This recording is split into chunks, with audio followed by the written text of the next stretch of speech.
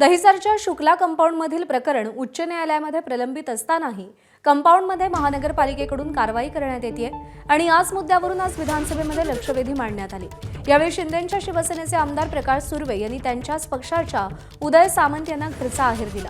त्यावर उदय सामंत यांनी काय प्रतिक्रिया दिली आहे पाहूया। मोदींनी उत्तर दिले, थातून मात्र उत्तर आहे। ते अत्यंत हुशार मंत्री आहेत, त्यांना कुठला मुद्दा कुठे न्यायचा त्यांना उत्कृष्टपणे कळतं।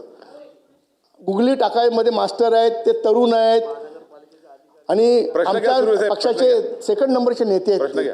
पण त्यांनी उत्तर त्यांना अधिकाऱ्यांनी काहीतरी त्यांची विसंगती ब्रीफिंग चुकीची केलेली आहे। अध्यक्ष महोदय 2012ला कोर्टामध्ये केस होती, मान्य।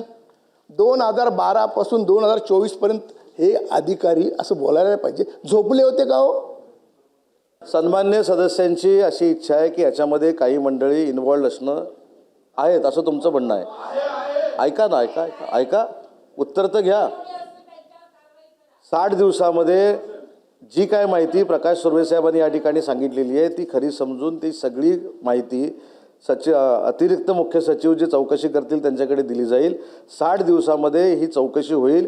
या चौकशीमध्ये जे जे कोण गिल्टी ठरतील त्यांच्यावर कारवाई केली जाईल ही शासन म्हणून मी आपल्याला आश्वस्त करतो। एबीपी माझा, उघडा डोळे बघा नीट।